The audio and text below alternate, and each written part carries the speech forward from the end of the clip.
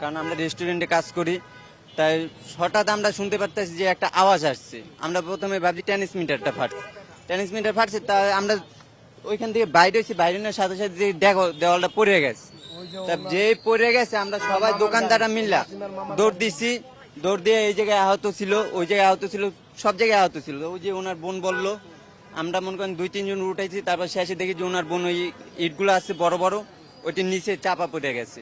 তা চাপা পড়ছে, আমরা 4-5 জনে মিলে ওই ইটগুলো সরাই, তারপর ওই সামনে একটু নিছি, নিয়ে একটু শোয়াইছি। শোয়ানোর সাথে সাথে দেখতেছি যে এইখান থেকে আপনার হাড্ডি বাইরে হয়ে গেছে, পা ভাঙে গেছে, এইখান থেকে কবজি বাইরে হয়ে গেছে।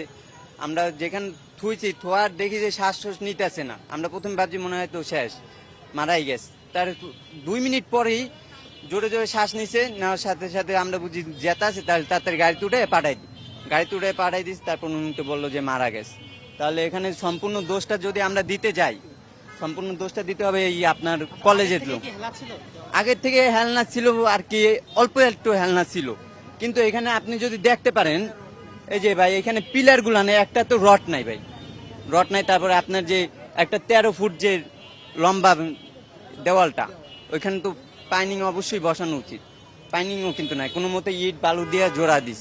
তারপরে এখন ওনারা এইগুলো দেখে, স্কুলের কর্তৃপক্ষ কিন্তু এইগুলো দেখে।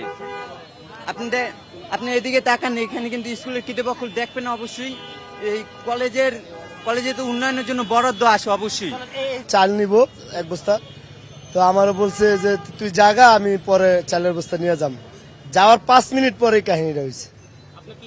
আমার চাচাতো বোন নাসিম আক্তার। হ্যাঁ, এখন পঙ্গুতে আছে। উনি ওই যে ইসিপ স্কুলে ক্লিনারে চাকরি করতো। ইসিপ স্কুল টেকনিক্যাল, ইসিপ স্কুল, ইসিপ স্কুল, ইসিপ স্কুল, ইউসুফ টেকনিক্যালে উনি চাকরি করতো ক্লিনারে। ওনার হাজবেন্ড দেশে নাই, ওনার হাজবেন্ড বিদেশে। এরা পরিবার সবাই ওইখানে আছে, কি করব তারপরে বুঝা যাবে যে কি করা। জি, আমরা ওই পেরে ছিলাম, আমরা আসছি ছিল হঠাৎ করে আপনার যেমন বোম বাস্ট হয় ওইরকম পড়ে গেছে। এনে চাউলের ট্রাক ছিল, চাউল দেওয়া ছিল, সব গরিব মানুষ। ওই একজনের পা এনে ঝুলে গেছে, ঝুলে আপনার এই চামড়ায় বাইজে আছে, একজন মুরব্বী লোক।